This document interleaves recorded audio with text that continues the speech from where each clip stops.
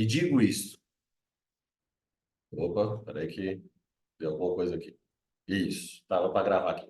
2 Coríntios 9, 6 a 7. E diz assim: E digo isto, o que semeia pouco, pouco também ceifará, porém o que semeia em abundância ceifará. Cada um contribui segundo propôs o seu coração, não com tristeza ou por necessidade, porque Deus ama o que dá com alegria. Aqui esse texto, vez ou outra, ele é utilizado de forma inapropriada, como uma teologia da prosperidade. E a gente não crê nisso, a gente não acredita nisso. E essa palavra mesmo, abundância, é a palavra que tem o maior problema nessa tradução. No grego ali, a palavra é eulogia. E mais ou menos funcionaria assim. Se a gente fosse ler da forma correta, seria o que semeia pouco, pouco também se fará, e o que semeia, vou dar um exemplo aqui, em gratidão também se fará. O que semeia com louvor, em louvor também se fará. Então, aqui a ênfase deste texto é uma ênfase diferente do que muitos ali aplicam e propõem. A ênfase ali está na intenção e não na quantidade. A ênfase desse texto está na intenção de quê? Na intenção de ser uma bênção. E da mesma forma, eu sinto que o nosso departamento ele precisa de mudar ou de alinhar mais o nosso foco, entendemos que somos uma bênção. Vez ou outra, eu sou tristemente abordado com um outro tesoureiro que não consegue ver o teu ministério da tesouraria como sendo um ministério. Assim como tem o ministério do ancianato, assim como tem o ministério do diaconato e assim como tem tantos outros ministérios. Obviamente que a gente trata de situações mais técnicas, a gente tem um volume de informação tremenda, existe um desafio tremendo. Eu sempre comento que talvez das funções de liderança da igreja, uma das funções mais desafiadoras é a função do tesoureiro de igreja. Mas, vez ou outra, talvez por ter essas características tão específicas, eu vejo um ou outro tesoureiro não sendo visto como uma bênção para o ministério da igreja, como uma bênção ali para o ministério da tesouraria. E isso daí é um ministério. A tesouraria é um ministério. A gente tem que acreditar nisso, a gente tem que entender que a gente é os fiéis depositários aonde a gente vai utilizar esses recursos para o avanço da missão. A maior alegria que eu tenho é quando a gente pensa em um projeto missionário arrojado, e esse projeto missionário nós temos os recursos suficientes para poder aplicar a desenvolver esse projeto missionário. Ali, através das nossas habilidades, de guardar um recurso ali, realocar aqui, fazer a estratégia X ou Y, nós conseguimos então que a igreja tome um foco tremendo ali missionário. Não é a oportunidade agora e nem a intenção, mas eu tenho uma fala só sobre o dinheiro, como a gente tem uma visão muito limitada, uma visão muito preconceituosa e de vícios na perspectiva do dinheiro. Dinheiro, ele não é fim. Dinheiro, ele é meio. E ele é meio para quê? Para ser um instrumento, uma ferramenta para o avanço da obra, para o avanço de Deus. Do mesmo jeito que Deus dá alguns dons para cantar, e este canto ele ajuda pessoas ali a tomar uma decisão, do mesmo jeito que Deus dá dons da oratória para alguns, e esse dom da oratória da pregação ajuda outros também, Deus também dá esses recursos. E alguns têm mais habilidade, outros têm mais dons ali para a questão de recursos, e esses recursos também têm que ser utilizados para a obra de Deus com uma única intenção: ser bênção. Eu costumo dizer que a lei do plantio, ela é uma lei muito severa. Nós temos que florescer onde estamos plantados. Nós só iremos colher se plantar, o que plantar e quanto plantar. Não adianta inventar. Se você planta abacaxi, tu vai colher abacaxi. Não pensa que você vai plantar abacaxi e vai colher morango. Outra coisa, primeiro nós plantamos, depois nós colhemos. Não tem como inverter o processo, não tem como você colher antes de plantar. Você primeiro planta para depois você colher. E eu também comento do poder geminador, do poder explosivo que o poder do plantio. Tem vezes que nós plantamos uma sementinha de milho. E aí o que acontece? Nasce ali dezenas, ou quem sabe até centenas de espigas, onde a gente vai ter várias outras sementes de milho ali. Então, o poder germinador de uma boa semente, ela tem um poder tremendo. Então, nós devemos florescer onde nós estamos plantados, mesmo com as dificuldades, mesmo com todas as situações complexas que temos, nós devemos florescer. Porque, lembrando, nós só colhemos se plantarmos, o que plantarmos e quanto plantar. E nesse treinamento agora à tarde, nessas nossas capacitações agora à tarde, que desde já eu agradeço a vocês de terem disponibilizado o seu precioso tempo e estar aqui conosco à tarde, nós queremos somente uma coisa. Nós queremos uma boa colheita, mas nós entendemos que para ter uma boa colheita, a melhor receita é sermos um bom plantador. E essa tarde nós iremos aprender isso. Aprender a trabalhar bem as nossas sementes, a trabalhar o nosso solo, a ver o que é melhor para ser feito para a nossa igreja, para assim nós colhermos bons frutos ao longo desse ano de 2024. Eu agradeço a Deus porque aqui tem pessoas interessadas em fazer uma boa colheita, em ser bom plantador. E quando a gente faz isso, não tem como nós colhermos bons frutos. E então eu queria te convidar, da forma que você está, curva a sua fronte para a gente fazer aqui uma oração. Oremos.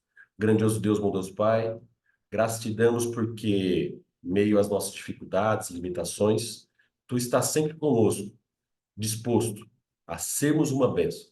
Coloca no nosso coração, ó Pai, a ardência do ministério da tesouraria. Coloque no nosso coração que o nosso coração queime, para que atuamos nesse ministério de forma efetiva, de forma correta, para que assim então esses recursos sejam utilizados para o avanço da tua missão. Venha ser com cada filho seu aqui, com cada dificuldade, com cada situação atípica, e que esse treinamento à tarde venha ser um treinamento para nos preparar para esse plantio. Queremos colher vários frutos em 2024, mas para isso antes precisamos nos preparar. E este momento é o momento para nós nos prepararmos. Venha ser com cada filho seu aqui presente. Em nome de Jesus fazemos. Amém.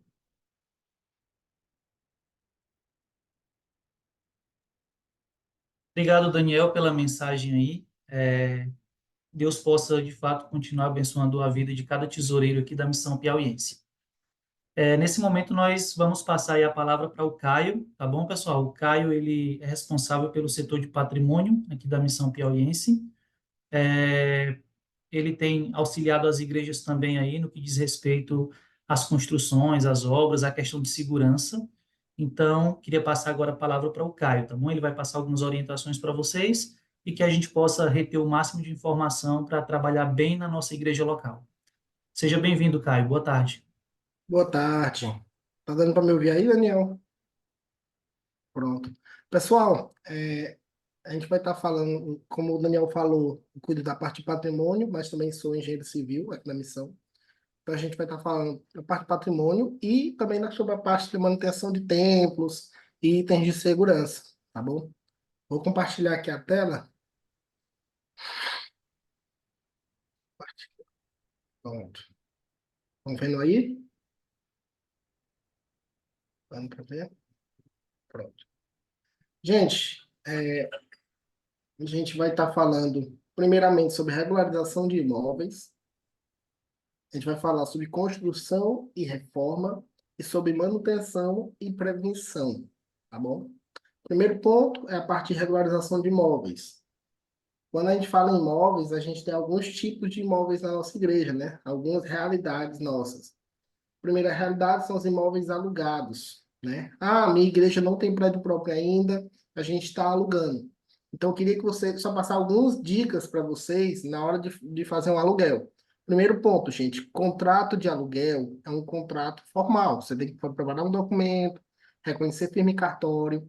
Não é interessante haver aqui apenas um contrato de boca. Não, fiz, a gente alugou aqui, mas é uma coisa de boca. Não, é interessante que seja feito um contrato, tá bom? Algo interessante nesse ponto, para vocês observarem, é sempre analisarem a questão de débitos. Como assim? Você tem que entrar em comum acordo com o proprietário do local a respeito de IPTU, água, energia e demais contas que o imóvel possa ter.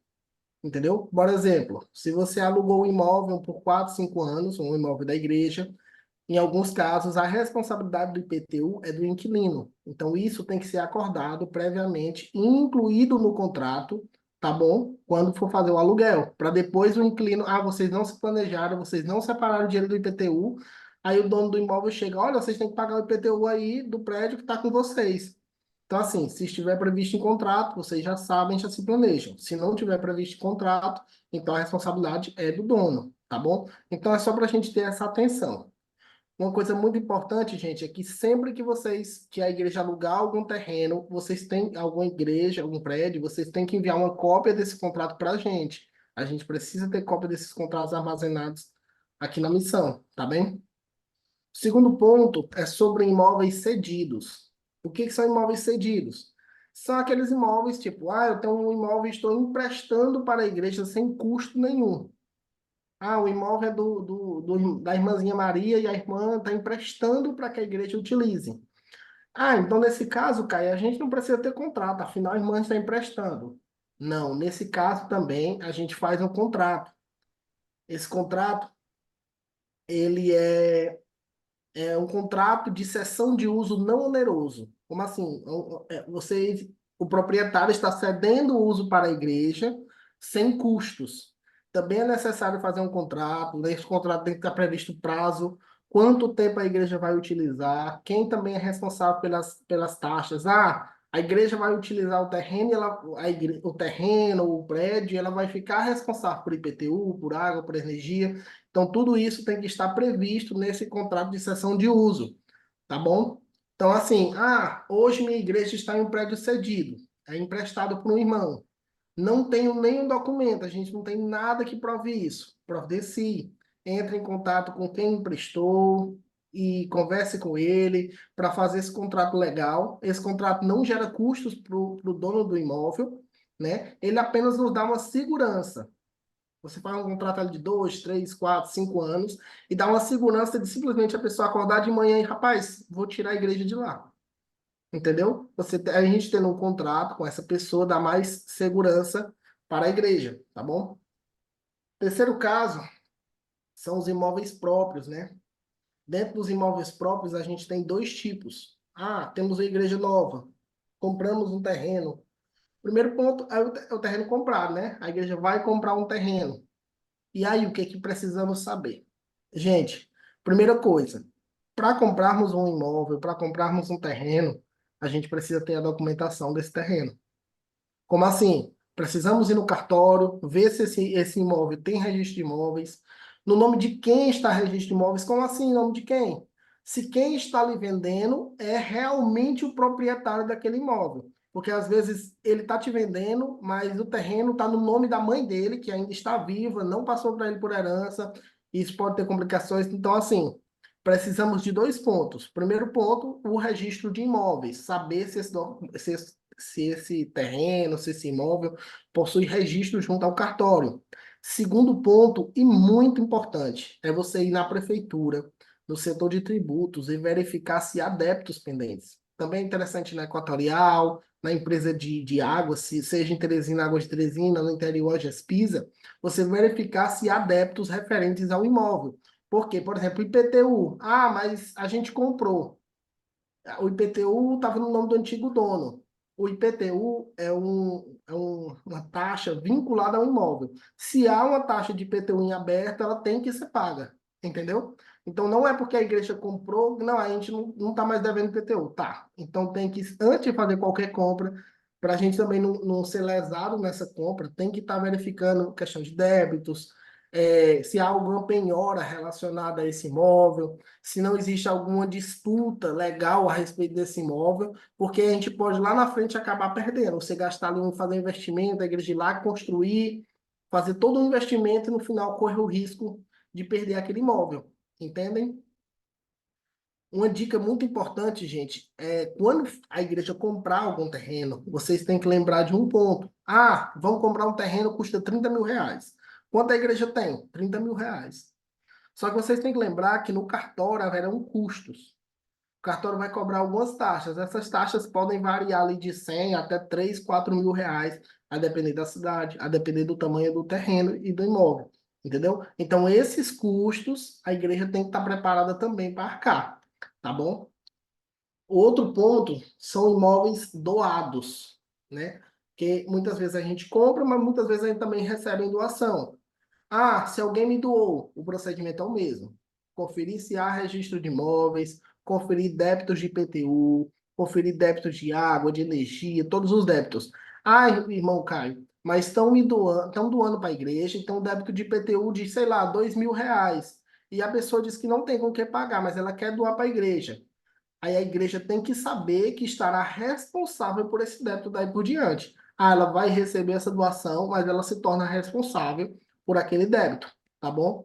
E assim como no aluguel, assim como quando é cedido o imóvel, no de doação a gente também precisa fazer um documento de doação para que a gente possa depois, posteriormente, escriturar e fazer o registro de imóveis no nome da igreja, tá bom? Então, assim, porque a doação as regras não mudam, as regras são as mesmas, muito similares a quando você compra.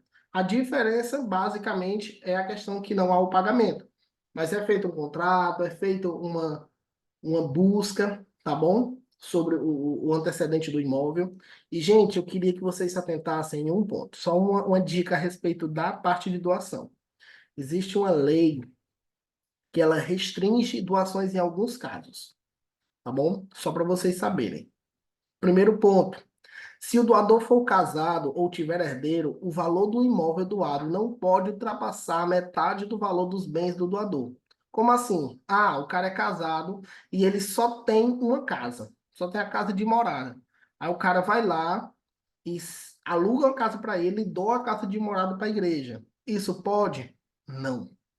Por quê? Porque ele não é total proprietário daquela casa. Parte daquela casa pertence também à esposa e aos herdeiros. Então, eles podem alegar isso posteriormente e a igreja acaba perdendo, entendeu? Então, vocês têm que se atentar a isso. Se a doação for de uma pessoa física, é necessário tomar cuidado com os direitos do marido, da mulher, dos filhos, entendeu? A respeito dessa doação. Então, é interessante que eles estejam cientes também da doação. Quando alguém for doar, é interessante você conversar com a família, saber se a família está ciente de que aquela pessoa está fazendo essa doação, tá bom? E o quarto ponto a respeito aqui dessa parte dos imóveis é a respeito do impostos, taxas e imunidade. Algumas pessoas já me questionaram um pouco sobre isso, e aí eu queria dar alguns esclarecimentos. IPTU, a igreja ela tem imunidade de IPTU pela lei. A lei ela dá imunidade de IPTU para igrejas. Só que essa imunidade, gente, não é automática. Não é tipo, ah, compramos um terreno, compramos um imóvel, alugamos um imóvel e automaticamente a gente não paga mais IPTU. Não.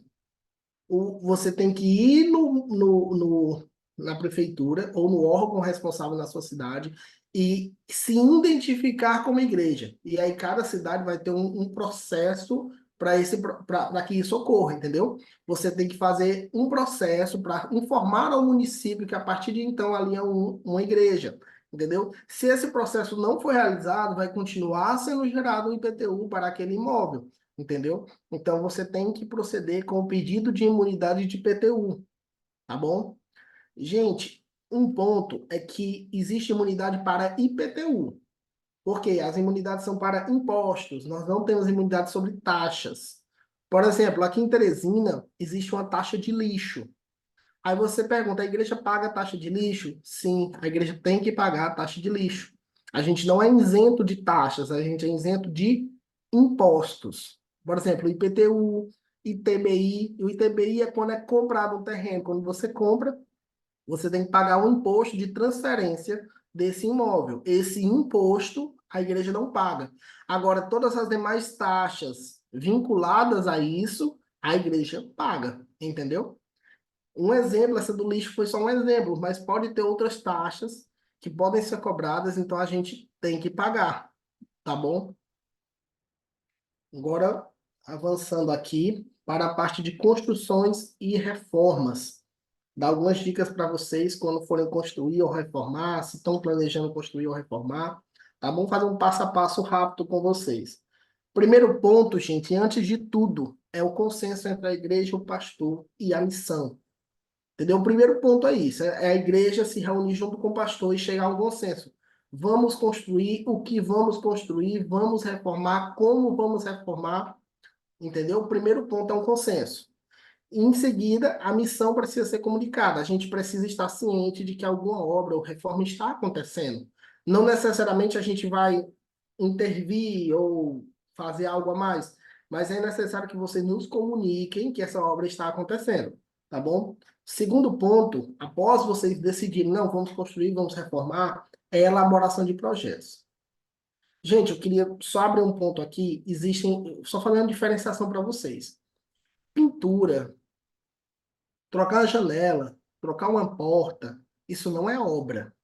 Isso é manutenção predial. A gente, vamos pintar a igreja. Não é uma obra. Tem uma janela que quebrou, vamos trocar a janela. Não é uma obra. Isso é só a manutenção do templo. É só para manter que o templo continue bom. O que que é obra? Vamos ampliar a sala das crianças, vamos construir novos banheiros, vamos fazer uma nova fachada, vamos reformar a plataforma da igreja. Isso são obras, isso são reformas. E qualquer obra, qualquer reforma, a recomendação da gente é que tenha um projeto de engenharia. Seja feito por a gente aqui da Missão Piauiense, ou seja, a igreja também pode, em alguns casos, a igreja pode optar por contratar um profissional, seja um arquiteto, seja um engenheiro, para estar preparando esses projetos aí na sua cidade, aí para a sua igreja, tá bom? O segundo ponto, após a gente começar essa parte dos projetos, é analisar a questão da documentação do imóvel, do terreno. Você tem que ver como está a situação legal do seu terreno. Vou construir. Já tem uma pessoa para fazer os projetos. Mas e como é que está a documentação do meu terreno? Está legalizado? Não está legalizado? Vou conseguir, junto à prefeitura, emitir um alvará de construção? Tá bom? E é onde entra o terceiro ponto, que é justamente ir na prefeitura e solicitar assim, o que é necessário para tirar o alvará de construção na sua cidade. Por que que eu estou dizendo isso e não estou apresentando logo como funciona? Porque isso é uma regra municipal. Cada cidade, no Piauí temos aí 242 municípios, cada uma das cidades tem uma regra diferente para a emissão de alvará de construção. Cada cidade, ela pede um documento, uma lista de documentos diferente. Então, para auxiliar vocês nessa parte do alvará de construção, para poder construir e reformar, a gente precisa conhecer a realidade da igreja da cidade de vocês. Então, é importante que se entre em contato com a prefeitura para pegar essa informação a respeito de qual documentação necessária.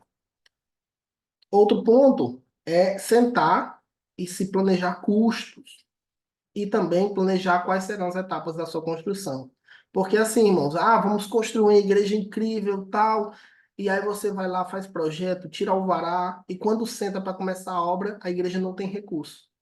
Então, assim, é muito importante, antes de iniciar, antes de colocar o primeiro tijolo, antes até mesmo de ir na prefeitura, tirar um alvará, é vocês planejarem-se financeiramente a respeito dessa obra, entendeu? E também planejar as etapas de execução. Como assim? Queremos construir uma igreja, a gente quer uma igreja finalizada, acabada, mas nesse primeiro momento o nosso recurso é suficiente para o quê? Para levantar a igreja, cobrir, rebocar e puxar um piso bruto. Beleza, mas é necessário que haja um planejamento de quais etapas dessa obra a igreja vai estar executando, tá bom? Outro ponto é que, para iniciar a obra, a gente só inicia quando a prefeitura emite esse alvará de construção. A gente vai lá, pede a documentação, planejou financeiramente para começar a obra, mas a gente só começa a obra em si após a emissão do alvará. Porque algumas pessoas confundem, acham, não, a gente já deu a entrada na prefeitura, a gente já levou a documentação para a prefeitura, então a gente já pode começar. Não, só pode iniciar após o alvará. E outro ponto, quando termina a obra, a gente pensa que as responsabilidades acabaram. Não, terminamos a obra, acabou. Mas não, você tem que ir junto à prefeitura, pedir o encerramento do alvará e solicitar o habite-se. O habite-se é um documento que a prefeitura dá dizendo que sua edificação, que a sua igreja, que a reforma da sua igreja está apta a receber pessoas. Que você agora realmente, que a igreja agora pode se reunir naquele local. Isso traz segurança para o membro e segurança jurídica também para a igreja, tá bom? Eu queria fazer duas observações com vocês. A primeira é que os projetos, quando vocês contratarem um engenheiro, um arquiteto, alguém para fazer os projetos da sua igreja, gente, tem que estar acompanhado de uma RT, uma RRT. O que que é isso, gente? É uma anotação de responsabilidade técnica. Basicamente, o engenheiro, aquele profissional que vocês contratarem, eles vão estar responsáveis por a obra de vocês. Como assim? Durante a obra, uma viga caiu. Ele é o responsável, porque ele projetou aquilo, ele disse para vocês, ele botou no projeto que era para ser feito daquela forma. Se aquilo foi executado conforme o projeto, ele é responsável por isso, entendeu? Então é importante ter esse documento em mãos, tá bom? Outro ponto, gente, é não esquecer de incluir no orçamento da obra a parte dos encargos da mão de obra. O que é isso, encargos de mão de obra? Como aqui a maioria são tesoureiros, então acredito que vocês já estão familiarizados com o termo RPS. Acredito que Daniel já falou muito sobre RPS, né, Daniel? Então, assim, gente, quando vocês vão executar uma obra, que vocês contratam uma mão de obra de uma pessoa física, isso gera encargos. Esses encargos variam ali entre 20% a 36%, a depender se é pessoa física ou se é um MEI, entendeu? Então, esses custos, eles têm que estar incluídos no orçamento. Vocês têm que, por exemplo, vamos fazer uma obra, vamos gastar 10 mil reais. Desses 10 mil, vamos pagar ali 5 mil de mão de obra. Então, quando você pensa em 5 mil de mão de obra, você tem que lembrar que vai pagar 36% de imposto. Entendeu? O que seria esses 36% de imposto? Seria mais ou menos 1.800 reais. Então, a igreja não precisaria ter apenas 10 mil. A igreja precisaria ter 11.800 reais para poder executar essa obra. Então, é importante vocês sempre se lembrarem desse custo adicional que terão com os impostos, tá bom? E, para finalizar, a última parte é sobre manutenção e prevenção. A gente já falou sobre a parte do documento, a gente falou sobre a construção e a reforma. Só que agora vamos pensar que a sua igreja já está construída, a igreja já está reformada, a sua igreja está bonitinha. Aí vem a parte de mantê-la bonita. O que é a manutenção, gente? É pintura. Tem igrejas que às vezes passam 2, 3, 4, 5 anos para poder renovar a sua pintura. É interessante, talvez, gente, a cada 2, 3, no máximo 4 anos, vocês estarem renovando a pintura, seja a pintura interna, seja a pintura externa. Às vezes a sua igreja reformou a fachada, ficou belíssima. E se vocês observarem, com 2, 3 anos, a tinta começa a descascar, começa a perder a vida, fica aquela tinta meio sem graça. E às vezes você gastando ali pouco recurso, você revitaliza novamente a sua igreja. Então, gente, se atentem a essa manutenção, às pinturas frequentes na igreja, tá bom? Outro ponto, gente, é limpeza. Eu não estou falando da limpeza interna, limpeza ali do que, que o zelador faz na igreja, não. Estou fazendo, por exemplo, limpeza da fachada. Como assim? Se sua fachada tiver uma cerâmica, se ela tem um porcelanato, se ela tem algum revestimento, aquele revestimento ele acumula muita sujeira. Então, às vezes, parece que a igreja está assim, abandonada. E às vezes, se você ir lá e fazer uma pequena limpeza na fachada, fazer uma pintura nessa fachada, ela volta a ter aquela mesma aparência de quando foi inaugurada, entendeu? Então, às vezes, é pequenos detalhes que você consegue renovar a vida da sua igreja, da fachada da sua igreja ou da parte interna da sua igreja. E um terceiro ponto, gente, muito importante, é com frequência, de preferência a cada 5 anos, vocês revisarem as instalações elétricas de vocês. Contratar ali um eletricista para ele estar dando uma revisada, tá dando uma verificada de como estão os cabos, de como estão as tomadas, as luminárias, os disjuntores, porque infelizmente, gente, boa parte dos acidentes que envolvem incêndio ou outros acidentes na igreja são por conta da parte elétrica, de problemas com a parte elétrica. A parte elétrica, as fiações, elas acabam elas vão envelhecer com o tempo e elas perdem um pouco a eficiência. Existe uma recomendação de, no máximo, a cada 10 anos, a fiação ser trocada. Seja da sua casa, seja de qualquer coisa. A recomendação é que, no máximo, a cada 10 anos seja trocado. Mas mesmo que você não vá trocar a fiação da sua igreja, o ideal é que seja feita uma revisão, seja verificado se a fiação está tudo funcionando corretamente, porque às vezes o irmãozinho tá ali usando o microfone, ele leva um choque e diz, não, é normal. Não necessariamente aquilo é normal. Dando um exemplo do microfone, geralmente, quando você leva um choque no microfone, é por falta de aterramento na instalação elétrica. Então, às vezes, você pode estar procurando um eletricista para estar fazendo essa correção, tá bom? E a parte de prevenção. Aí a prevenção, principalmente prevenção contra incêndio, contra desmoronamento, gente. Extintores de incêndio. Eu não sei um número exato, mas pelo que eu ando, pelas igrejas que eu conheço, gente, poucas igrejas têm extintor de incêndio. E nós já tivemos, nos últimos anos, alguns pequenos incidentes em igrejas, seja de ar-condicionado que pegou fogo, seja de um princípio de incêndio. E na maioria das vezes, gente, a igreja não tinha nenhum extintor de incêndio para resolver aquele problema. Ó, o extintor de incêndio ABC, que é aquele que pode ser usado em papel, instalação elétrica, pode ser utilizado em tudo, ele está na casa de uns R$ 200. É um extintor bem barato. E é interessante que as igrejas tenham pelo menos um extintor. Pelo menos um extintor de incêndio em cada igreja. E se a igreja for um pouco maior, tiver ali mais de 100 membros, o ideal é que ela tenha pelo menos 2 extintores, tá bom? Outro ponto, gente, é luminária de emergência. Ah, Caio, é obrigatório ter luminária de emergência? Não, mas é interessante. Às vezes você está no culto domingo à noite, falta energia, a igreja lotada. Então, as luminárias de emergência, que são baratas também, uma luminária de emergência é 25, R$ 30, você coloca ali 2, 3 na igreja, elas vão auxiliar a saída dos irmãos durante quando uma falta de energia ou algo do tipo, facilitando para que não aconteça acidentes dentro do templo. Às vezes um irmão passando por cima do outro e derrubando o outro e tal. E às vezes uma simples medida, que é a colocação de uma luminária de emergência, já resolve esse problema. E por último, a questão de saídas de emergência. Ah, Caio, minha igreja só tem a porta de entrada. Pois é, mas a porta de entrada precisa estar totalmente liberada. Porque assim, às vezes a igreja tem uma porta de 1,5 m, e aí os irmãos colocam o banco, pega na metade da porta. Por mais que você tenha uma porta de 1,5 m, você só consegue usar ali 70, 80 centímetros. Ou outro ponto, às vezes você tem uma porta de vidro ali com 2 folhas, e aí você deixa uma folha trancada e a outra destrancada. Aí na hora de uma emergência, não dá tempo de abrir a segunda porta. Então, gente, é interessante que durante os horários de culto as portas fiquem totalmente destrancadas.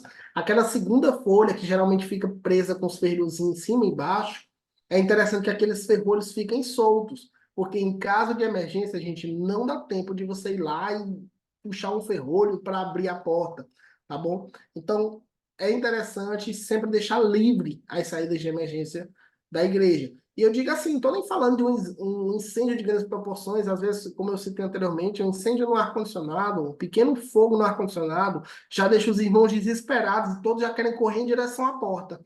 Então, é necessário que essa porta consiga abrir de forma que todas as pessoas consigam sair do templo em segurança, tá bom? E aí, por último, não está aqui no slide, mas eu queria falar para vocês, é vocês se atentarem a respeito de seguro, gente.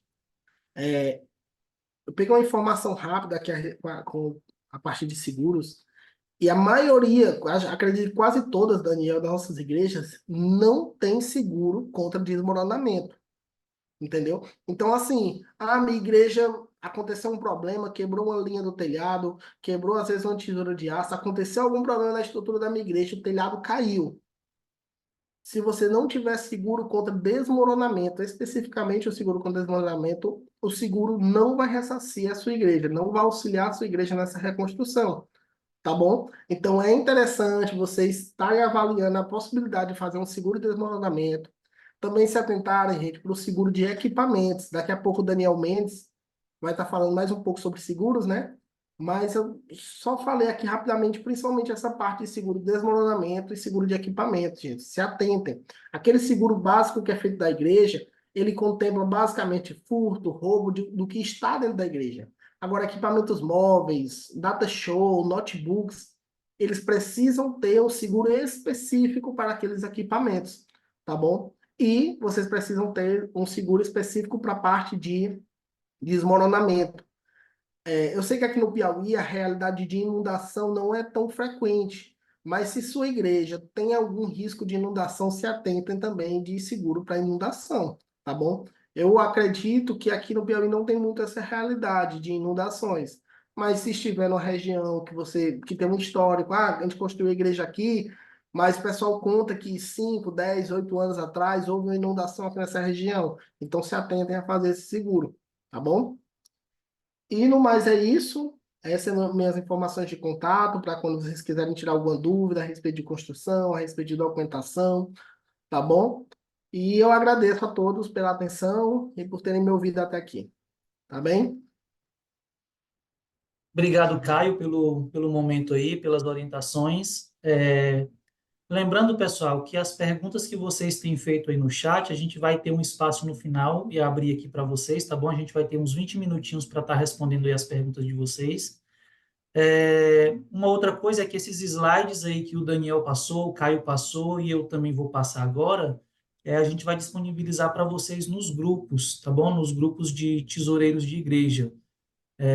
Então a gente vai estar mandando para vocês relembrarem, verem alguma coisa que passou despercebido ou que vocês não conseguiram anotar, tá bom?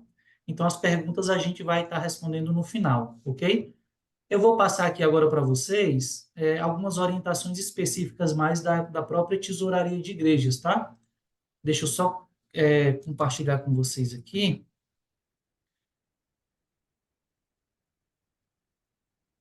Vocês estão conseguindo visualizar o PowerPoint, a apresentação? Confirma aí, Caio, com a sinalização, você está conseguindo visualizar a minha apresentação aí? Ok, pronto. Valeu. Então, pessoal, vamos lá. Esse treinamento nosso aqui, ele é um treinamento assim bem mais rápido por conta da demanda do tempo, tá? Então, vai ser mais questões de orientações de alguns processos que a gente lida diariamente no setor de tesouraria. Então, a parte técnica, a gente vai conversar depois sobre isso, tá bom? Então, a primeira coisa que eu queria dizer para vocês, pessoal, é que a gente tem um canal de comunicação da Tesouraria de Igrejas no YouTube. Então, lá no YouTube, no canal Tesouraria de Igrejas MPI, a gente coloca vários vídeos mais técnicos, ensinando principalmente os novos tesoureiros a como fazerem a tesouraria de igreja e também para ajudar aqueles que são mais experientes, mas há uma ferramenta nova, alguma coisa no sistema, que a gente disponibiliza lá também para que vocês possam assistir, tá bom? Então, depois vocês vão lá no YouTube, lá no Tesouraria de Igrejas MPI, qualquer coisa vocês se inscrevem lá e marcam para vocês receberem a notificação quando sair algum vídeo, tá bom? A gente de vez em quando faz algum vídeo para tentar orientar vocês em algum processo do sistema de tesouraria. Então, se inscrevam nesse canal para facilitar o aprendizado de vocês. Esse ano, pessoal, a gente resolveu fazer treinamentos presenciais com vocês. Em conversa com o Daniel, a gente realmente viu a necessidade aí, depois da pandemia, né, de estar com vocês, presente com vocês ali, para a gente conversar um pouco, ver as dificuldades e ter um treinamento mais técnico, né, do próprio sistema, para a gente tentar ali melhorar tudo aquilo que nós já fazemos, né? Então, eu queria passar para vocês só as datas de forma rápida aqui, tá bom? Lembrando que essas datas aqui, a gente já conversou com os pastores distritais, eles estão cientes. Essas datas aqui, por conta do calendário do campo, que muitas vezes choca eventos ou outros, a gente realmente só conseguiu encaixar dessa forma, tá bom? Então, a gente organizou isso, os pastores distritais estão cientes, e o local exatamente desses treinamentos a gente vai estar informando para vocês no momento posterior, tá bom? Mas vamos lá, eu vou só passar rápido para vocês verem aí, tá bom? No dia 17 agora de fevereiro, no sábado à tarde, às 2 da tarde, a gente vai estar junto ali dos distritos de Boa Esperança, em Parnaíba, ali na cidade de Parnaíba. No dia 18 de fevereiro, que é o dia posterior, no domingo pela manhã, às 8 da manhã, a gente vai para o distrito de Luzilândia e vai fazer o treinamento com o pessoal lá de Luzilândia.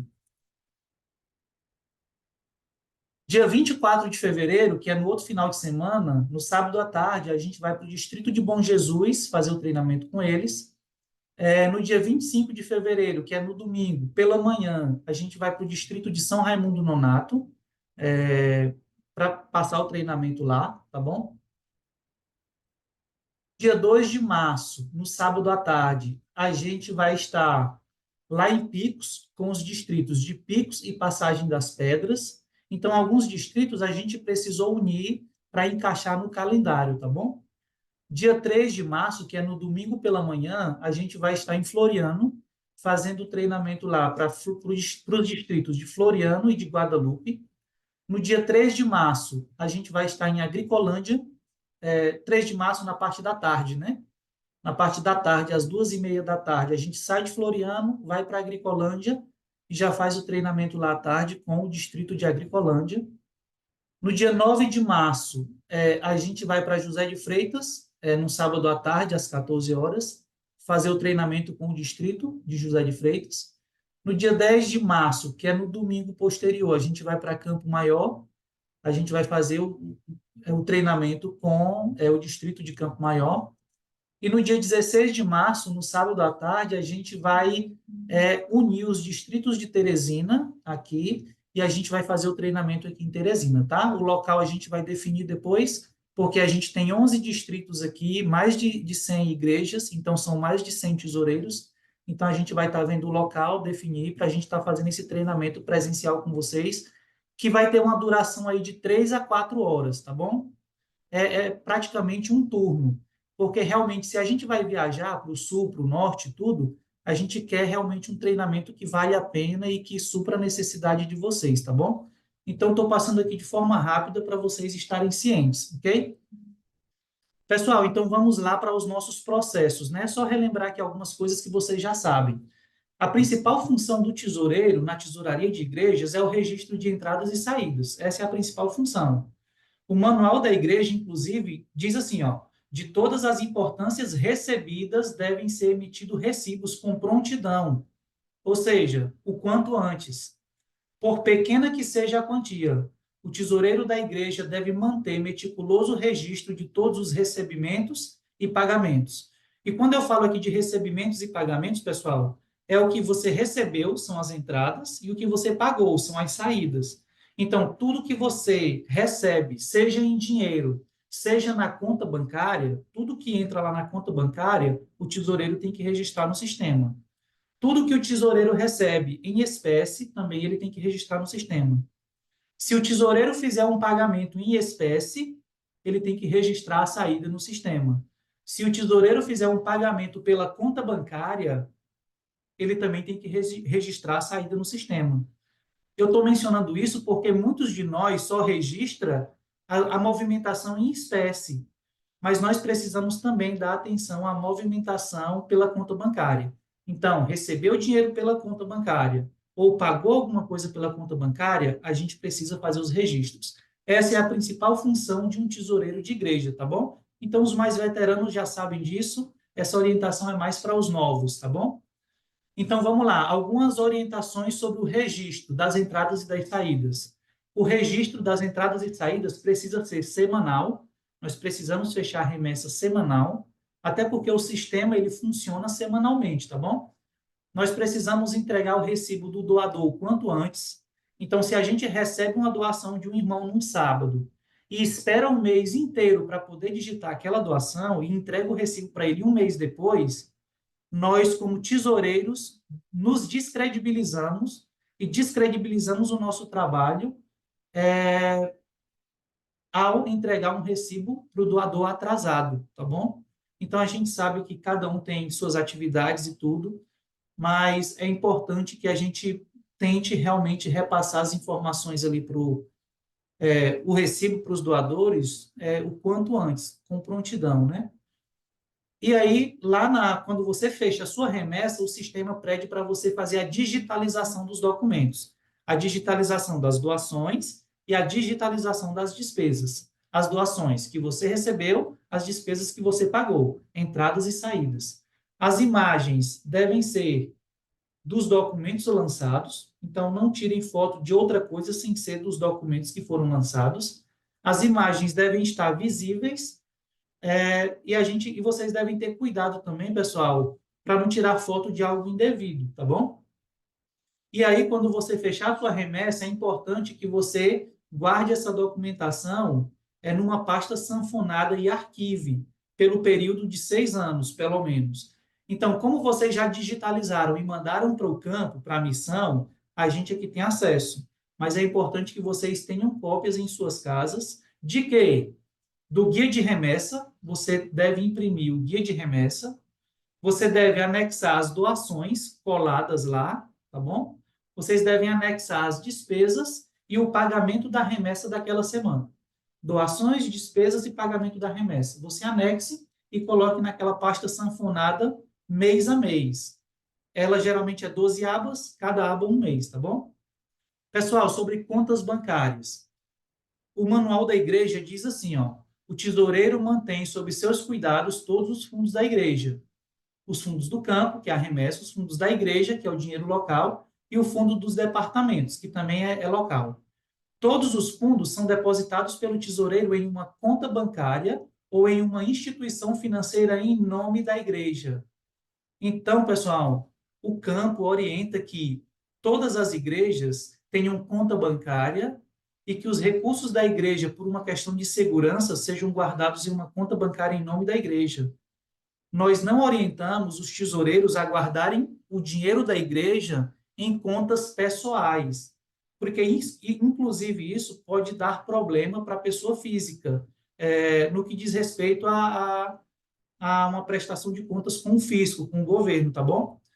Hoje, nós temos 285 tesourarias de igreja no Piauí, quase 300.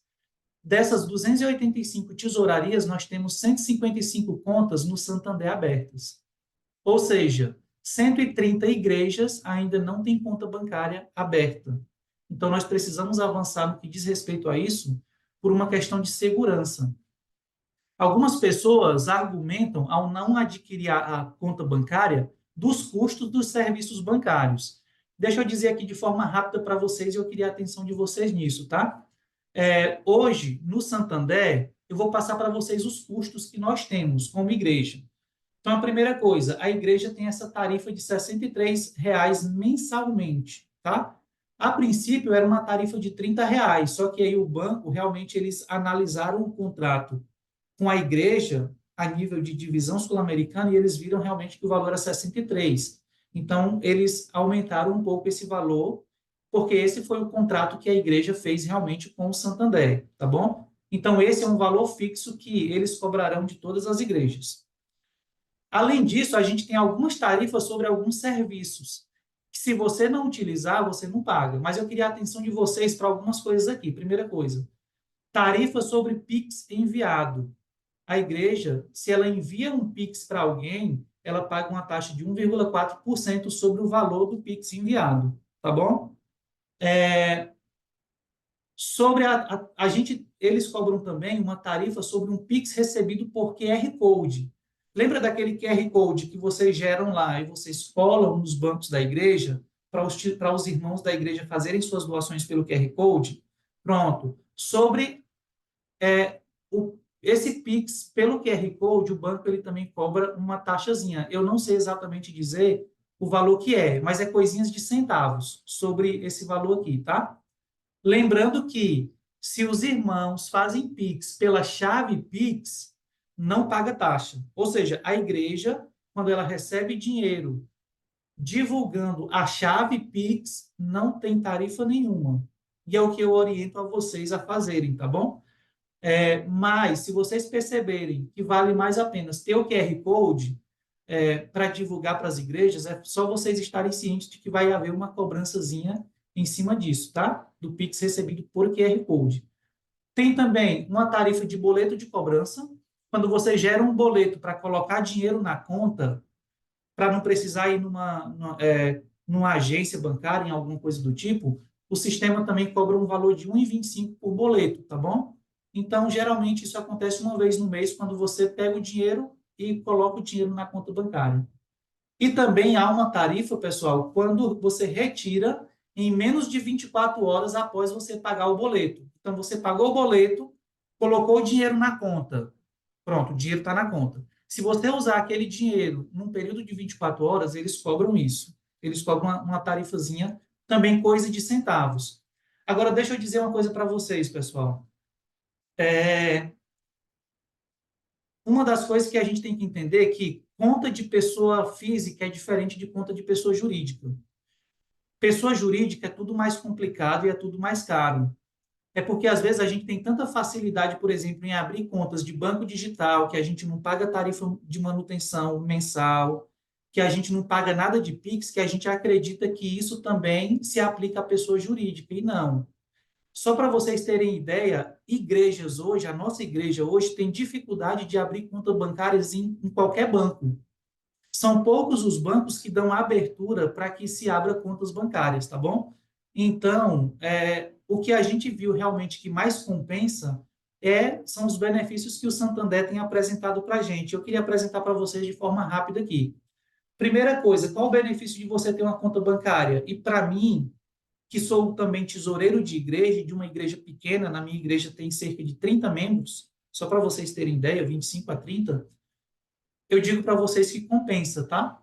Pela questão da segurança dos recursos, ou seja, você vai ter menos dinheiro na sua casa e você vai estar transitando com menos dinheiro, tendo uma conta bancária, porque os irmãos vão fazer a transferência para a conta, ao invés de vocês pegarem esses recursos no sábado e estarem levando para casa, tá bom? Então, vocês vão ter mais segurança. O tesoureiro ele vai ter autonomia sobre a conta bancária. Duas pessoas da igreja, dois procuradores, eles fazem a movimentação, eles têm acesso aos extratos, então ele tem autonomia em tudo.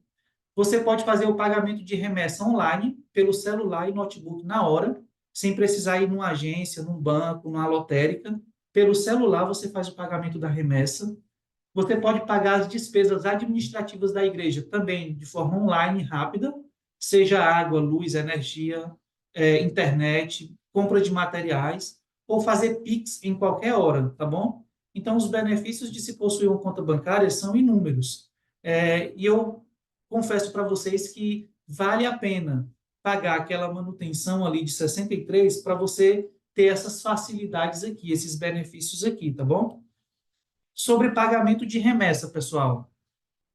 O manual da igreja diz assim, ó, no fim de cada mês, ou com maior frequência se for requerido pelo campo, o tesoureiro enviará para o tesoureiro do campo a quantia completa dos fundos do campo. Ou seja, ele vai enviar completo o pagamento de remessa durante aquele período. A igreja não pode tomar emprestado ou reter esse recurso para nenhum propósito. A gente aprende que o dízimo é santo, e ele de fato é santo. O ser humano, nós não temos autonomia sobre o dízimo, tá, pessoal? Nós não podemos destinar dízimo para nada, nem para despesas da igreja, nem para pagar a conta de energia, só para vocês terem ideia. Olha o que é que Ellen White fala em Conselho sobre Mordomia. Me foi mostrado que é um erro usar o dízimo para atender despesas ocasionais da igreja. Estais roubando a Deus cada vez que pondes a mão no tesouro, a fim de tirar fundos para atender às despesas correntes da igreja. Então, ela pega até mais pesado e ela diz que estamos roubando a Deus quando nós pegamos o dízimo, o valor da remessa, que é dízimo, e nós pagamos as despesas da igreja. Pagamos a conta de energia ou fazemos uma obra, né? Fazemos uma construção. Então, o dízimo é santo, ele deve ser repassado para o campo, tá bom? Pessoal, transparência para a igreja. Nós, tesoureiros, devemos ser transparentes para a nossa igreja. Nós devemos apresentar relatórios mensalmente para as nossas igrejas. O manual da igreja diz assim, ó, nas reuniões administrativas da igreja devem ser apresentados relatórios de todas as entradas e saídas. Uma cópia desses relatórios deve ser dada aos líderes da igreja. Isso é transparência. Isso dá credibilidade ao nosso trabalho. Isso faz com que ninguém na igreja desconfie de nós. E eu não sei se vocês já passaram por essa situação, mas às vezes alguns membros da igreja desconfiam do tesoureiro. Então nós orientamos isso daqui, ó, com o objetivo de ajudar vocês que são tesoureiros a não se colocarem como os culpados da história, tá bom? Vocês precisam ser transparentes para que a igreja tenha confiança, para que a igreja veja em vocês cada vez mais honestidade e filhos de Deus de fato, né? Sobre o orçamento da igreja, pessoal. O manual da igreja diz assim, ó, o método mais satisfatório de prover os gastos é o plano de orçamento. Antes do início do novo ano, a comissão da igreja deve preparar um orçamento de gastos para sustentar as atividades da igreja. E aí fala aqui das despesas, né, com seguro, manutenção, limpeza e etc. Então, todas as igrejas precisam ter um orçamento. E aí vocês precisam dizer o percentualzinho, quando entrar o dinheiro no caixa, para que cada departamento tenha um valor para ser gasto. Ministério da Mulher, Ministério do Adolescente, Ministério Jovem, ASA, Ministério Pessoal. Cada departamento desses deve ter seus recursos, seu orçamento, para que eles possam gastar em suas atividades. Então, se vocês não sabem como fazer um orçamento, procurem nossos analistas, tá bom? Que a gente vai estar orientando vocês nesse sentido. Mas é importante que todas as igrejas tenham um orçamento votado para as atividades da igreja durante aquele ano. Zeladoria da igreja. A gente tem 3 formas de zeladoria, como vocês sabem: carteira assinada, o termo de voluntariado, para aqueles que limpam a igreja de graça, precisam preencher o termo, ou contratar uma empresa.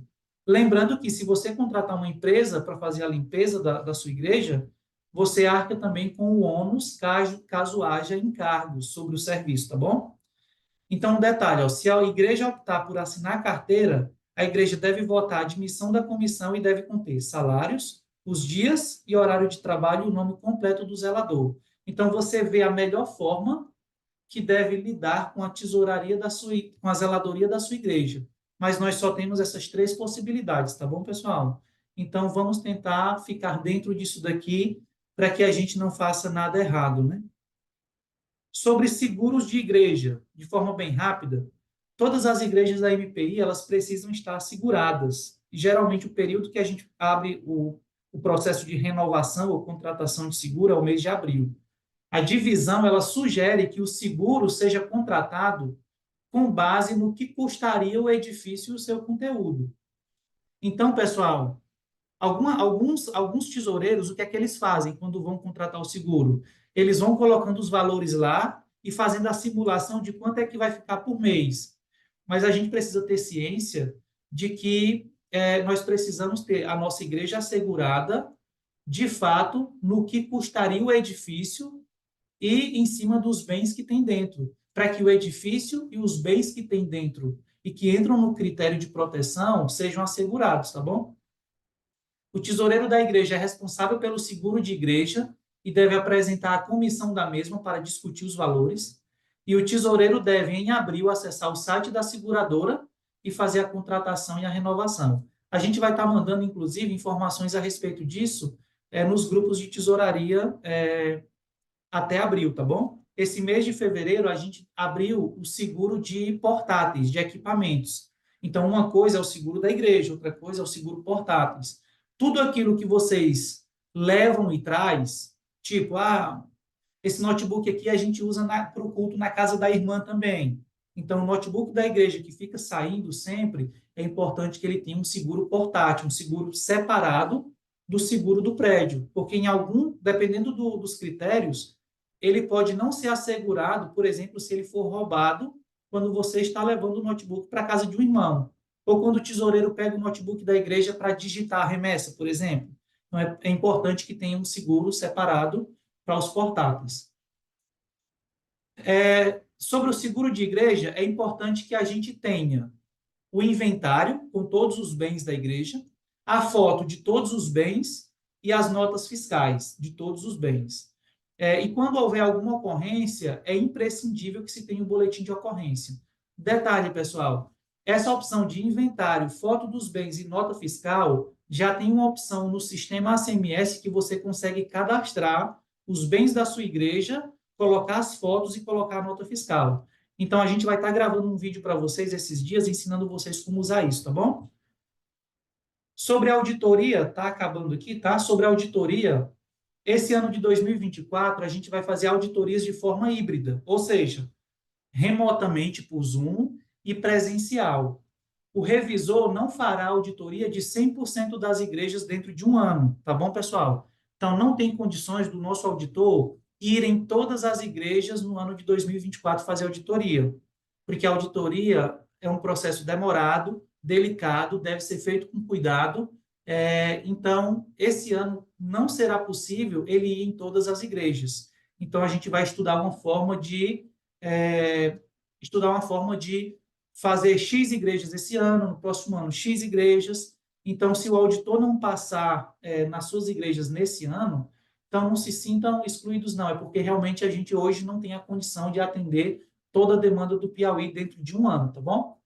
O revisor ele vai informar o tesoureiro e o pastor do distrito sobre o calendário das auditorias.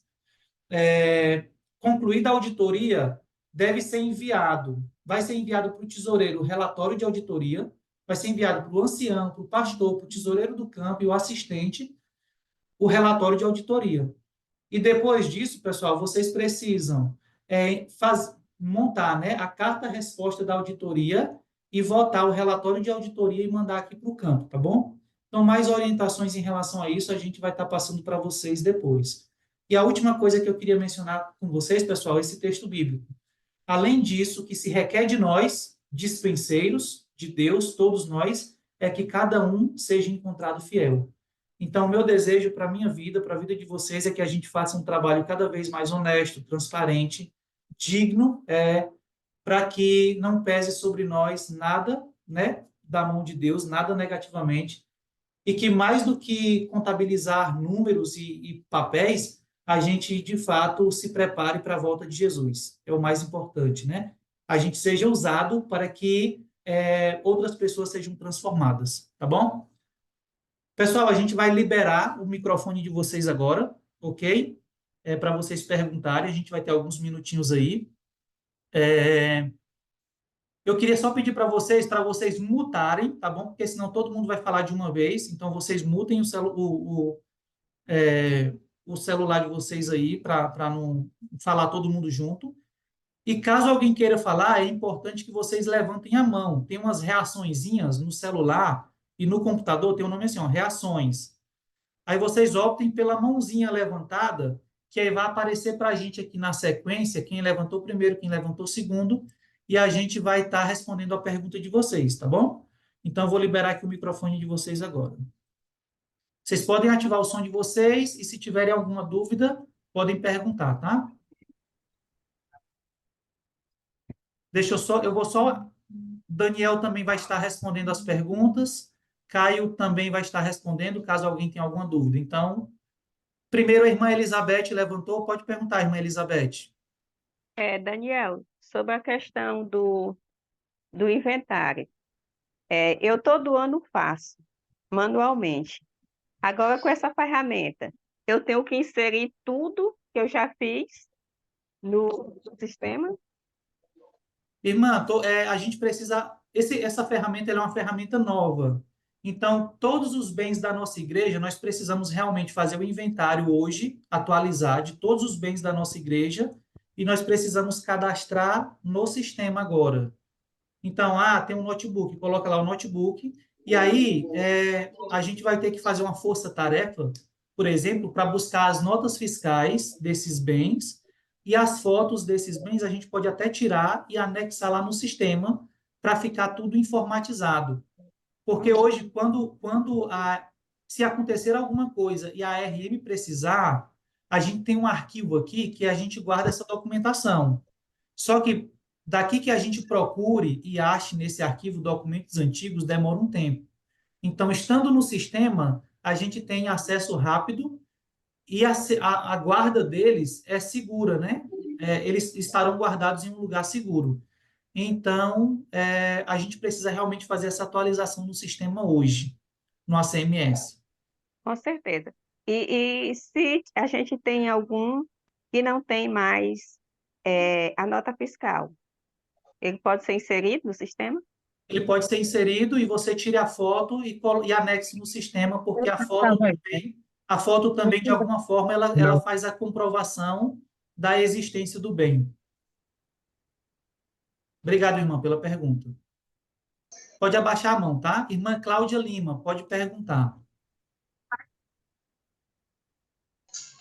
Boa tarde. O meu questionamento é sobre construção. Nós temos um projeto de iniciar uma construção na igreja de Angical. Eu gostaria de saber se a missão vai disponibilizar profissionais para fazerem esse projeto, para acompanhar, né? Porque falou do projeto deve ser acompanhado por alguém que tem o ART ou RRT. A missão tem esse profissional ou a igreja também paga de forma particular? Opa, minha irmã, tudo bom? Irmã, eu sou engenheiro civil, eu faço projeto para as igrejas, faço RT, acompanho a execução, tá bom? Eu falei assim da igreja contratar, é porque assim, se Daniel me corrige aqui o número, mas eu acho que temos 290 igrejas, mais ou menos. Quantos números você tem, Daniel? 285, né? 285 tesourarias, mas a gente tem 295 igrejas. Você mandou o número dela pro meu celular, não. Daniel, fecha aí os áudios. Nós temos 291 igrejas. Então, assim, irmão, Eu acredito que mais da metade dessas igrejas estão com algum plano de construção e reforma. Uhum. Ficou sem áudio. Tá sem áudio, Caio. Voltei. A gente Ok. faz esse projeto, a gente acompanha a execução dessa obra, tá bom? Só que aí você tem que entrar em contato com o seu pastor e pedir para ele solicitar esse projeto a gente, tá bom? O pastor Certo. solicita, ele faz a solicitação, e aí assim, só que a gente já tem uma lista de igrejas aguardando, então vai indo de Uhum. acordo. Aí por isso que eu falei, porque assim, às vezes tem uma igreja que está com bastante recurso para construir o templo, e aí, um projeto arquitetônico estrutural é ali 3, 4, 5 mil reais, então às vezes não vale a pena a igreja parar e esperar que esse projeto seja feito. Às vezes compensa mais para a igreja ir lá e pagar um profissional e fazer logo, tá bom? Ok. Tá ok. Tá Veríssimo bom. aí, se quiser falar mais alguma coisa. Não, não, perfeito, é isso mesmo, Ana Cláudia. E toda essa solicitação a gente recomenda que faz via pastor. Então, o pastor passa aqui para a gente estuda. Existem realidades de igreja que, é igual o Caio falou, para elas vale mais a pena elas acelerarem esse processo pagando um profissional do que esperar aqui por todo esse processo nosso aqui. Tá ok, obrigada. Obrigado, irmã Cláudia, pela pergunta, tá? Irmã Francisca.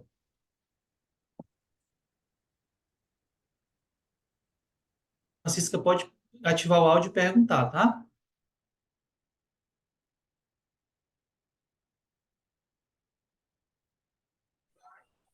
Sim, irmão, é sobre o inventário. Foi pedido, foi colocado no grupo de tesoureiros que era para a gente fazer o inventário e mandar para Itamara, né, o arquivo, em PDF.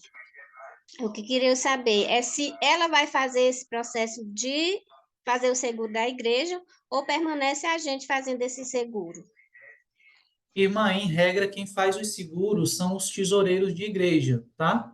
Então, assim, ela solicitou realmente a documentação, em PDF, inclusive, e aí vocês podem fazer o inventário e enviar para agora, mas ela não vai fazer a contratação do seguro agora.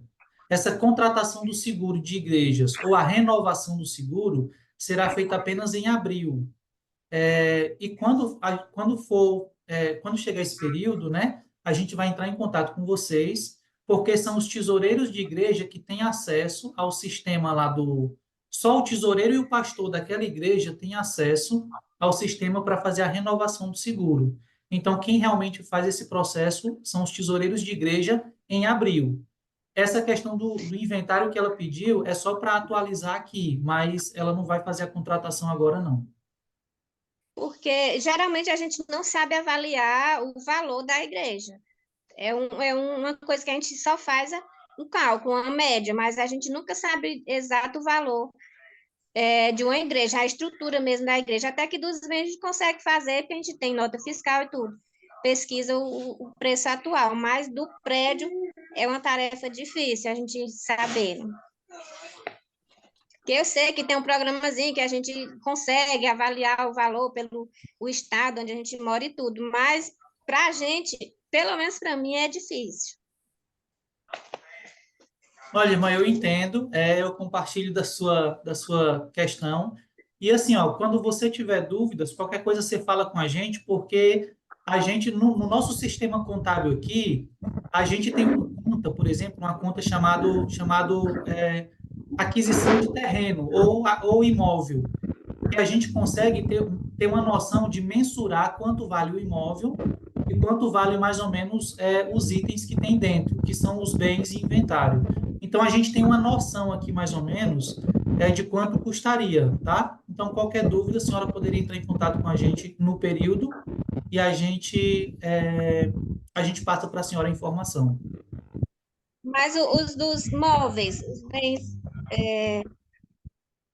os portáteis, é agora nesse mês de fevereiro? Sim, a renovação dos portáteis é agora nesse mês de fevereiro. Até o dia 23, se eu não me engano, está aberto o período para fazer a contratação do seguro de portáteis. Então, a senhora pode entrar em contato com a sua analista, que ela vai lhe orientar a como fazer isso. Ou então a secretária da tesouraria, que é a Itamara. Eu acho que ela até divulgou o telefone dela no grupo, né? Então, você pode estar entrando em contato com ela. Tá bom? Certo, obrigada. Obrigado, irmã Francisca, pela pergunta. Irmã Cleidiane, pode perguntar. Oi, oi, tá ouvindo?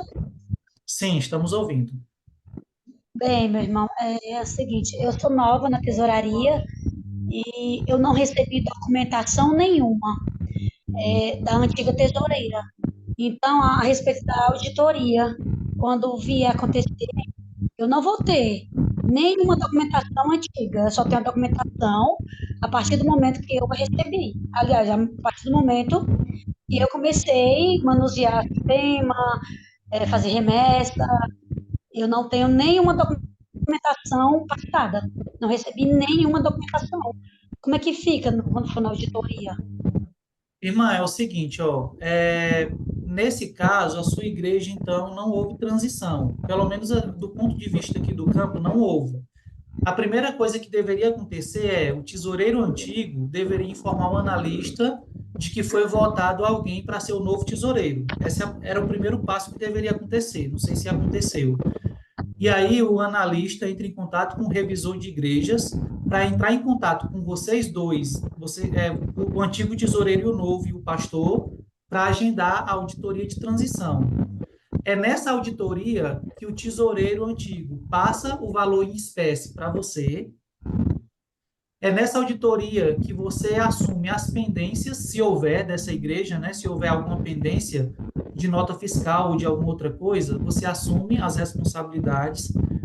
Você também teria acesso às contas bancárias nessa transição. Então, assim, ó, como não houve, a gente vai pedir que a senhora entre em contato pessoal com a sua analista, informe essa situação e a gente já vai acionar o auditor para tentar fazer essa auditoria de transição. Porque ninguém pode assumir como tesoureiro de igreja sem passar auditoria de transição, sem fazer auditoria de transição. Até porque é lá que se pontua algumas coisas e você até recebe orientação, tá bom? Então, por Tá certo. favor, nos procure no pessoal, pode ser a mim ou a sua analista, pode falar comigo, e a gente vai agendar a sua auditoria de transição e tentar falar com o antigo tesoureiro ainda para tentar reaver essa situação. Tá certo. Até porque a tesoureira antiga, ela entregou a tesouraria antes de findar o ano. Ela não passou em comissão, que entregar. Assim, ela passou diretamente para a mão do pastor. Ela só entregou. E o recurso que tinha em mãos, o pastor passou direto para mim. Não foi passado assim, realmente não teve auditoria. Inclusive, eu falei com o Gilvan, mas ele ficou de me dar uma resposta e estou aguardando até hoje. E nada. Ok, ok. O Gilvan, ele está de férias, mas eu vou conversar com ele e a gente vai ajustar a sua situação, tá bom? Tudo bem, tá ótimo. Depois você só me passa a sua igreja no pessoal que a gente vai resolver, tá bom? Tá ok, obrigada. Obrigado, irmã. Eu que agradeço. Irmã Scarlett, pode perguntar, irmã. Oi, Daniel. A minha dúvida, eu também estou sendo tesoureira pela primeira vez. E aí, a minha dúvida é com relação aos depósitos não identificados. Eu já consegui identificar quem foi e eu faço o que agora? Opa, Scarlett, que legal sua pergunta. Talvez seja a dúvida de muita gente, né? Pessoal, é o seguinte, ó.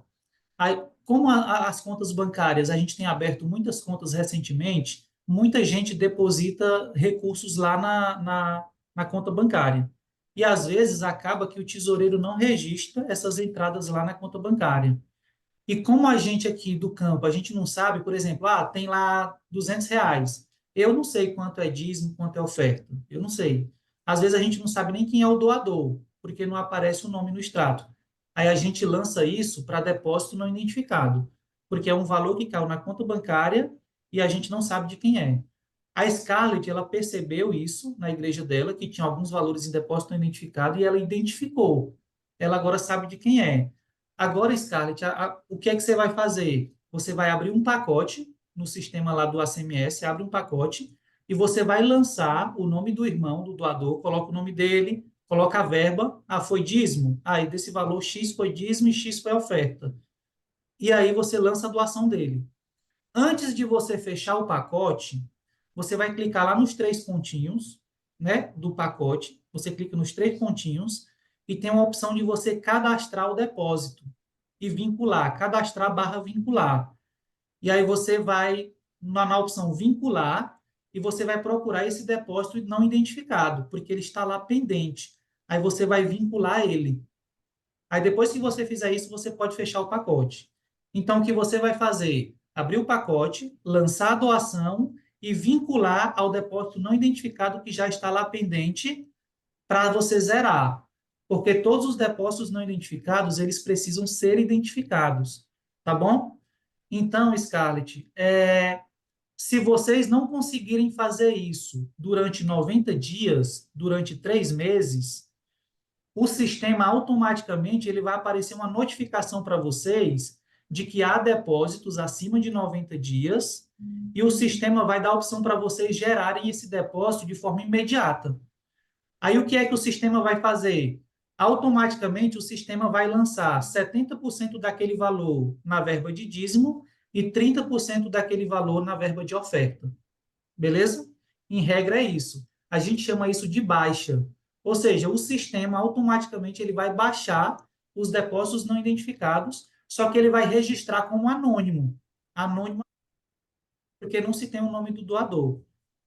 Nisso, algumas igrejas perdem dinheiro, porque boa parte do recurso poderia ser oferta e ficar na igreja local, ok? Ou então a igreja também pode ganhar dinheiro. Se na maioria for dízimo lá da doação do irmão e uma parte ficar na igreja, ela pode ganhar. Por isso que não é a forma correta deixar depósitos não identificados pendentes. Então, espero que tenha respondido sua dúvida, Scarlett. Entendi, muito obrigada. Você só tem que abrir o pacote, lançar a doação e vincular lá, depois fecha o pacote. Tá bom? Obrigado pela pergunta. Irmã Francisca vai perguntar, não? Vai perguntar? Pode falar, irmã Francisca. É sobre o extintor que o Caio falou. Eu preciso entrar com pedido para o bombeiro fazer alguma avaliação? Não, minha irmã, extintor de incêndio, basicamente você vai procurar uma empresa que venda extintor de incêndio, compra o extintor e coloca ali na igreja, próximo à plataforma ou próximo à sonoplastia, que é geralmente onde está com mais parte elétrica, essas coisas. Tá bom? Não precisa passar pelo corpo de bombeiros, não. Ah, entendi. Obrigada.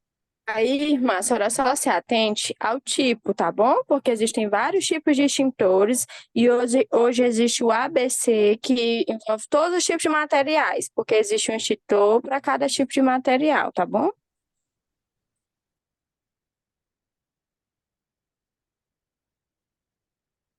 Pronto, obrigado aí, Scarlett Francisca, né? Massara Dantas, pode falar, irmã, pode perguntar. Boa tarde. A minha dúvida é bem simples, é sobre seguro. A minha igreja, ela comprou recentemente um sanitário, e aí eu quero assegurar ele. Pode assegurar sanitário? Porque eu procurei a lista lá no sistema, né, das coisas que podem ser asseguradas, e eu não achei essa opção. Então, irmã, sanitário em si, não. Como sanitário, em regra, ele faz parte de algo atrelado à estrutura do prédio, então você deveria realmente só contratar o seguro de igrejas e se atentar lá dentro das opções, talvez, na questão de arrombamento, né? Acho que tem a opção de arrombamento ou alguma coisa do tipo, porque o sanitário ele fica, em regra, fechado dentro do banheiro. Então, se houver, né, alguma espécie de danificação ou de roubo, né, não sei, seria mais ou menos por arrombamento. Então, como ele está atrelado à própria estrutura, é mais a questão do seguro de igreja predial, aquele seguro de abril, seguro predial da igreja. Então, não tem a contratação separado para sanitário, tá bom? Tá bom, Tirei obrigada. sua dúvida, né? Sim. Ok, obrigado pela pergunta. Irmã Eliane Moraes, pode falar, irmã. Irmão, eu gostaria que o senhor me esclarecesse a respeito do seguro dos portáteis e da igreja. Se aconteça de um furto na igreja, alguém arrombar, mesmo que a igreja tem câmera, tem sistema de segurança, graças a Deus. Mas se porventura alguém roubar algo de dentro do prédio, eu gostaria de saber como é que a igreja é ressarcida, se é 100% ou se pela metade, como é? Irmã, é o seguinte, ó, a gente tem dois tipos de seguro. A gente tem um seguro predial do prédio, né, e das estruturas que são ligadas ao prédio, e a gente tem o seguro de portáteis, que são geralmente para aqueles bens que são retirados da igreja. Você falou aí do seguro predial, né? O que é que vocês teriam, o que é que vocês teriam direito caso acontecesse algum roubo, alguma coisa do tipo? Isso. Pronto.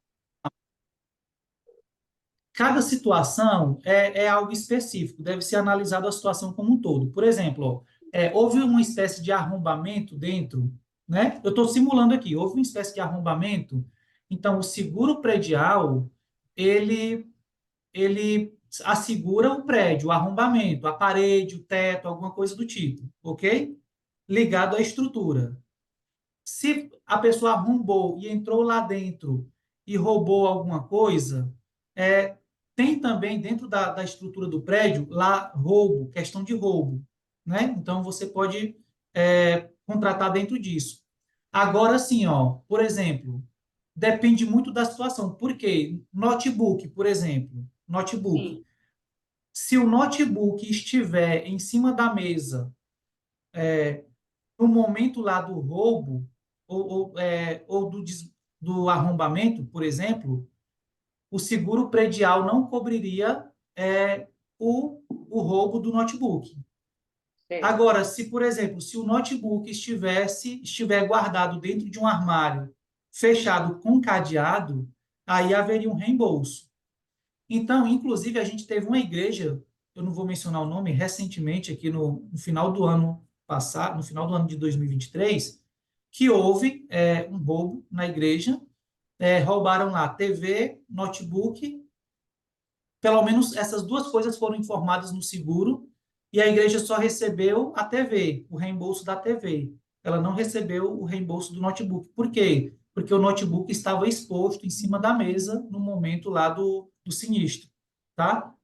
Então, Mesmo assim, dentro da igreja, dentro do prédio trancado, mas se não estava no armário, se não estava no armário trancado, não entra dentro dos critérios da seguradora para ser reembolsado, eu estou nesse entendendo. caso. Uhum. Eu tirei sua dúvida? Tirou. É por isso que, assim, ó, Civil, é por isso que seria interessante. Pode falar, fala. a igreja aqui de Costa Rica, antes que a gente já desse início ao pagamento do seguro de igreja, nós fomos, alguém, né, arrombou a porta dos fundos e levou a mesa de som, todos os microfones, o notebook. Irmão, ficamos mesmo sabe? Graças a Deus que a comunidade aqui é pequena, a gente já sabe quem é quem, e aí eu consegui reaver algumas coisas, né? Por exemplo, eu reavi a mesa de som, né? A gente conseguiu reaver os microfones, mas o notebook não. Mas isso a gente não pagava seguro. Agora a gente já tem alguns anos pagando seguro. E muitas coisas que nós temos, que eu já fui feito o inventário da igreja, nós temos tudo registrado, e agora que você falou que tem esse negócio aí no YouTube, que a gente pode, no sistema, quer dizer, que a gente pode botar tudo ali direitinho para não estar com aquele monte de papel, eu achei isso uma ótima ideia. Eu vou até ver como é que eu já vou conseguir fazer isso. Porque a gente tem medo de acontecer, porque é assim, muitas coisas foram doadas, não tem a nota fiscal. Aí eu queria saber assim também nesse sentido. Pronto, já até perguntaram isso, né? Se não tiver a nota, pode colocar lá, segurar? Pode sim, coloca foto, porque é uma Sim. documentação de pré-existência de que aquele bem compunha o inventário da igreja, tá bom? Então pode colocar sim. Uhum. Tirei sua Pronto, dúvida, né? está esclarecido, obrigada. Tá bom, irmão. Obrigado pela sua dúvida, pela sua pergunta, tá? Tá bom. Irmã Ana Maria, pode perguntar, irmã Ana Maria. Boa tarde. Gente. Eu queria saber sobre a abertura da conta da igreja, como é o processo que eu tenho que fazer. Pessoal, deixa eu falar para vocês, ó, eu estou em dívida com 20 igrejas que me solicitaram a abertura, eu tenho o nome de cada uma aqui, e ainda não foi aberta. Por quê? A gente está pendente só no processo de assinatura, né? Que eu e o Daniel, a gente está tentando resolver isso. Porque a gente precisou, como o Daniel, ele é praticamente recém-chegado aqui no campo, a gente precisou mandar uma documentação para o banco, atualizando a documentação do campo, né, da missão piauiense, para ter novos procuradores, novos másteres, novos representantes da igreja. Então, a gente tirou, por exemplo, o nome do Fábio, lá como representante, colocou o nome do Daniel. Só que a gente não conseguiu ainda a assinatura digital do Daniel. A gente está em processo de emissão da assinatura digital dele. O banco já me mandou todas as contas, todos os formulários, mas só falta ele assinar esses formulários para que as contas de vocês estejam abertas, tá bom? Então, para as igrejas que eu estou devendo conta bancária, está pendente só isso. Daniel, qual é o processo para abrir conta bancária? Minha igreja precisa e qual é o processo? A primeira coisa, pessoal, é vocês reunirem a comissão e votarem a abertura da conta bancária. A igreja, a comissão da igreja deve votar a abertura da conta bancária. Uma vez que a igreja votou a abertura da conta bancária, ela precisa escolher duas pessoas, uma obrigatoriamente tem que ser o tesoureiro, e a outra, alguém que a comissão escolher, alguém regular na igreja, que a comissão escolher, para movimentar a conta, tá bom? Para movimentar a conta. Então, a igreja escolhe as duas pessoas para movimentar a conta, uma sendo o tesoureiro, e aí a gente tem um formulário que vocês preenchem o nome da igreja, o nome dos dois procuradores, e marcam lá a opção e colocam o número do voto. E mandam para a gente. É só isso. A gente vai dar prosseguimento à abertura. A gente vai abrir a conta e depois mandar a conta para vocês. Então, o que os tesoureiros precisam fazer é reunir a comissão, votar a abertura da conta, escolher duas pessoas para movimentar a conta, preencher lá o formulário com os dados das duas pessoas e mandar para a gente, tá bom? Então, a gente dá seguimento à abertura da conta. Geralmente, a abertura da conta é uma coisa rápida, é uma coisa de menos de 3 dias, uns 3 dias úteis a gente consegue abrir a conta. A gente só está travado nessas contas aqui agora, né, pelo que eu já falei para vocês, um problema na assinatura digital. Mas a gente está destravando isso para que as contas de vocês estejam abertas. Inclusive, irmão Luiz me manda mensagem aí sempre, né? Cadê minha conta? Cadê minha conta? Vai dar certo, viu, irmão? A gente está abrindo sua conta, viu? Tirei sua dúvida, Ana Maria? Sim, tirou, obrigada. Eu que agradeço, obrigado. Malisiane Pinho, pode perguntar.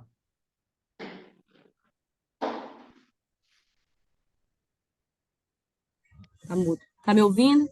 Sim, estamos ouvindo. Minha pergunta é para o Caio. A gente está pensando em aumentar o muro da nossa igreja, né? Porque ele é um pouco baixo e pessoas pulam lá para fazer vandalismo. Aí essa questão de aumentar o muro, ela tem que ir em manutenção ou é em construção? Irmã, é só manutenção mesmo, tá bom? Precisa de Aumentar o muro é só, alvará, não precisa nada disso, não. Tá só bom? manutenção, né? Não precisa. Manutenção. Ah, ok. Precisa ser a minha pergunta. Obrigado, irmã Lisiane. Pessoal, a gente só vai responder mais uma pessoa, tá bom? Porque o tempo já está avançado. Era para a gente finalizar às 5, a gente estendeu mais 20 minutinhos. Então, vamos responder agora só a irmã Maria José Menezes, tá bom? Para a gente finalizar aqui o nosso treinamento. Então, irmã Maria José, pode falar.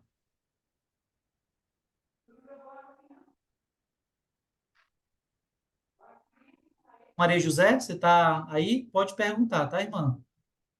Oi, desculpa, boa tarde, eu não tinha ligado o microfone. Gente, é em cima do que a irmã estava falando sobre a questão da cobertura dos seguros. É só duas informações, na verdade. A primeira é quando você tem a cobertura lá, né? No caso, de roubo. A nossa cobertura foi em torno de 7 mil, né? Aí minha pergunta é o seguinte: ele arrombou e aí, porventura, lá o nosso computador não é dentro do armário, a nossa caixa, o microfone, ele levou isso. O seguro, como que ele vai me pagar? Eu aciono o seguro e tudo, e aí o seguro vai me pagar aquele valor de 7 mil contratado, ou ele vai ver o que foi com o arrombamento da porta, do portão, da grade, e ele mesmo cobre, ele mesmo faz isso. Como é que é feito essa restituição do valor? E a outra pergunta dentro do seguro, em relação ao seguro, eu fugiu aqui, mas era em relação, assim, quando acontece isso, qual é o procedimento junto ao seguro? Você chama a polícia, você abre boletim, você aciona, sem mexer em nada, você aciona o pessoal do seguro, como que é feito?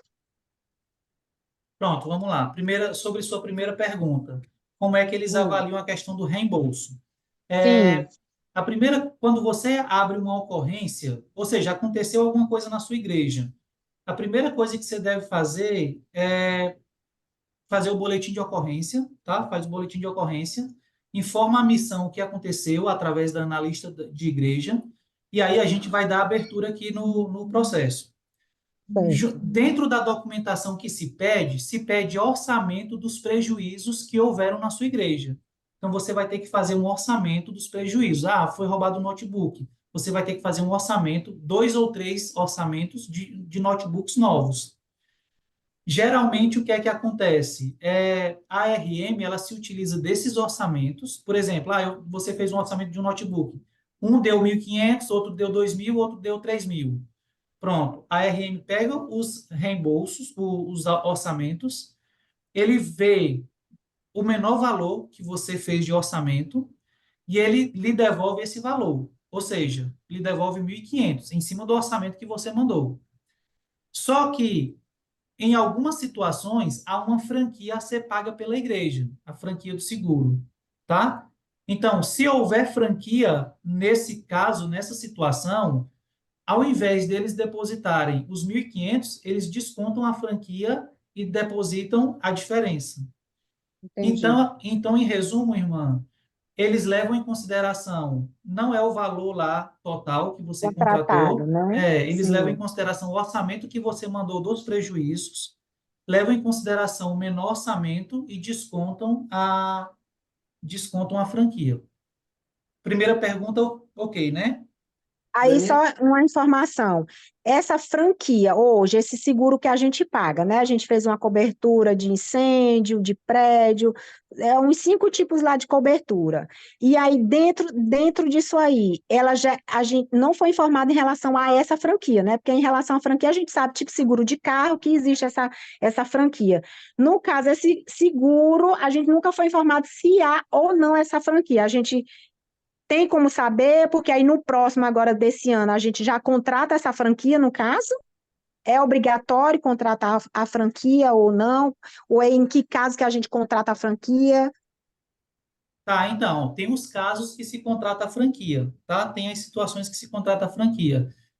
Só que é importante, assim, ó, eu não sei se a Itamara, ela é a secretária da tesouraria e ela que trata diretamente com essa questão de seguros, eu não sei Ah, se ela repassa para vocês os percentuais de franquia sobre cada item.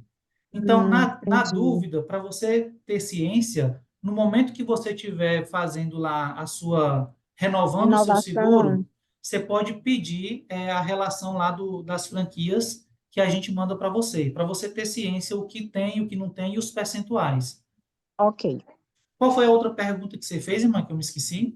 Não, eu acho que você já respondeu no início. Era a questão qual era o procedimento no ato de alguma coisa, o que é que você primeiro tem que fazer, tipo roubo, é fazer o boletim, mas se for um vendaval que a gente contrata, se for a questão do incêndio, essas coberturas é o mesmo procedimento, é o boletim, e após entrar em contato com a missão, informar, aí aquele vocês acionam o seguro em tudo, é nesse processo? Ó, em regra, o processo é esse: fazer o boletim e informar a missão. Só que tem algumas situações que você mencionou que precisa também do Corpo de Bombeiros. Às vezes eles pedem uma espécie de laudo do Ah, Corpo de tá. Bombeiros no prédio. Então, por exemplo, na questão do vendaval e tudo, talvez a RM peça alguma coisa do Corpo de Bombeiros. Mas a Entendi. primeira coisa a coisa que não deve deixar de acontecer é o campo ser informado, a gente ser Sim. informado. Porque quando a gente for informado, a gente vai dizer para você todo o procedimento que você vai precisar fazer. Ok, Então, entendi. aconteceu a ocorrência, entre em contato e a gente diz, irmão, vai precisar disso, disso, disso, disso e disso. Aí você começa a providenciar, Daniel, Entendi. Daniel, Ok. tá me bom? permite, me Daniel, permite Ok, só obrigada, irmã. Caio quer fala. falar aqui rápido. irmão Só Luiz, Daniel. acrescentar uma coisa. Irmão Luiz, só um minutinho, tá bom? Só acrescentando aqui a respeito do seguro, que a irmã falou, por exemplo, lá, se o seguro foi contratado de 7.000 reais, tal. Irmão, vou dar um exemplo. A igreja tal contratou o seguro da igreja de 50 mil. Aí foram lá e roubaram tal. E esses danos passou de 50 mil, a RM só vai reembolsar até 50 mil. Correto, Daniel? Exatamente. Então, O teto é aquele valor. valor contratado. Então, vocês às vezes têm que se Exato. atentar, porque, por exemplo, vou dar um exemplo. Ah, a igreja tal, que se ela, vou dar um exemplo do seguro de desmoronamento. A igreja foi lá e fez um seguro de desmoronamento de 50 mil. Só que essa igreja, se desmoronar, ela não vai ser reconstruída com 50 mil. 50 mil não vai ser suficiente. Só que ela tem que estar ciente que só será reembolsada pelo seguro no valor que foi contratado. Não vai ser ressarcido a mais. Tá bom? Boa observação, Caio. Obrigado. Daniel, Oi, irmão Luiz. só para acrescentar aqui, também tirar a dúvida, acho que de alguns também, digamos, uma igreja lá de Ribeira Gonçalves, aconteça algum roubo, algum sinistro, e lá é difícil ele manter contato com o corpo de bombeiro. A igreja recomenda ainda tirar fotos, porque é uma prova realmente que existiu aquela situação, e enviar para a missão, para poder comprovar realmente, além do boletim. Sim, Será que irmão, sim, sim, exatamente. A gente recomenda e orienta que tire-se as fotos, tenham tem um todo tipo de aluno aí, eu prova acho que seria bom possível lembrar isso, né? tenham todo tipo de prova possível da ocorrência, que de alguma forma tenta ajudar na questão da indenização sobre os Provar que prejuízos houve, né? causados. Isso. Obrigado, irmão Luiz. Daniel quer falar alguma coisa para a gente finalizar aqui? Perfeito, amigos. Eu confesso que aqui no meu coração fiquei com um desejo aí, é que a gente acabou não conseguindo aqui fazer uma enquete rápido. Se vocês gostariam da gente ter momentos assim mais vezes, daqui a pouco, a cada três meses, para não ocupar muito aí o tempo de vocês. E aí, vou dar um exemplo, né? Talvez a gente tendo mais tempo, daqui 3 meses a gente fala só sobre seguros e tira dúvidas. Depois, daqui 3 meses, a gente fala só sobre alguma outra necessidade mais técnica. E a gente aqui, de forma rápida, com esse pouco tempo, vai conseguindo aí tirar as dúvidas e ver o que está acontecendo na ponta, né? Porque o nosso objetivo aqui é trabalhar para vocês, então o que está acontecendo na ponta. Eu queria aqui, só rapidamente, Daniel, fazer só uma fala. Eu anotei algumas coisas aqui para responder, mas eu acho que isso a gente vai deixar para os treinamentos mais presenciais que a gente vai fazer, depois as datas que a gente vai ter. Infelizmente, alguns eu não vou poder estar, mas vou estar bem representado aí com outro Daniel aí, Mendes e equipe. Mas eu queria só explicar aqui uma pergunta pertinente que eu achei sobre questionamentos do Banco Santander, como por que é o Banco Santander e assim por diante. Deixa eu explicar para vocês. A igreja funciona de forma denominacional. Então, deixa eu ajudar vocês pensando de uma outra forma. Por que que a igreja escolheu para o ano de 2023 e 2024 o grande conflito? Por que não escolheu o desejado de todas as nações? Por que não escolheu Patriarcas e Profetas? Por que não escolheu outro livro? Então, houve um consenso, houve uma direção que seria o Santander. Se você me perguntar se eu acho que é o melhor banco ou não, é outra história. Mas houve um consenso e esse consenso, então, escolheu o Santander. Mas deixa eu explicar algo para vocês. Não se iluda. Eu falo isso porque eu transito e converso com todos os bancos, os maiores, né, que eu digo. Santander, Bradesco, Brasil e assim por diante. Nenhum banco quer conta de igreja. Olha para vocês entenderem. A gente está falando de uma taxa de R$ 63, que para eles é mínimo do mínimo do mínimo. E o banco, ele está cobrando isso só para conseguir operar a igreja. Vocês não sabem a dificuldade que é a gente abrir conta de igreja, porque eles não querem, porque é muito movimento, muito trabalho e não dá retorno para eles. Nós não fazemos, grande maioria das igrejas, não faz aplicações, títulos, não paga em TED, não paga em DOC. Tem um monte de coisa que o banco ganha dinheiro e a igreja não faz, a igreja só faz pequenas transações. Então, nem o banco gosta de ter contas em igrejas. E aí isso foi uma luta que a gente foi fazendo e tudo de desgaste, e foi a melhor situação que a gente conseguiu. Porém, eu peço para vocês refletirem, por mais que existam as dificuldades, depois a gente vai conversar um pouco sobre isso presencialmente, mas infelizmente a gente está tendo algumas situações que se esse recurso, se esse dinheiro estivesse no banco, ele estaria mais seguro do que estando, talvez, de outras formas, né? Então, vamos pensar com carinho isso daí. Eu sei que existe uma praticidade, existe N fatores. A gente está aberto aqui. Essas pontuações que vocês colocaram, tanto da tarifa, nós novamente vamos tentar falar com o banco.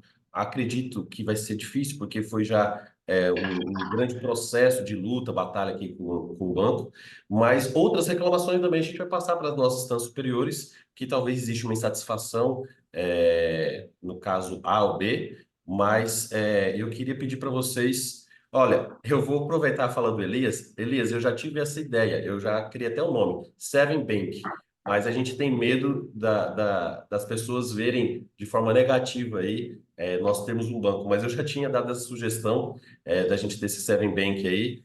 O Vaticano tem um banco e a gente poderia ter também. É uma boa sugestão aí, mas ainda estamos muito engatinhando sobre isso. Só para você ter ideia, agora que a igreja se despertou para a questão do Seven Me, para adoração virtual e tudo, então acho que é um caminho aí para ser andado. Infelizmente, ainda no momento não temos isso. Mas eu queria pedir para vocês pensarem aí de forma carinhosa se talvez esse recurso sagrado, o melhor lugar para ter ele em espécie, em casa, gerando aí um monte de complicações, tá? Só peço para vocês refletirem nisso, mas a gente vai tirar mais dúvidas de vocês, a gente vai estar mais próximo de vocês aí ao longo desses dias, com os treinamentos e com as datas que o Daniel colocou. Desde já, Daniel Mendes, eu agradeço aí por toda a sua iniciativa, você estruturou todo esse programa dessa forma, permitiu aí que nós possamos agora aí tirar algumas dúvidas e tudo, esclareceu cada pergunta, cada dúvida.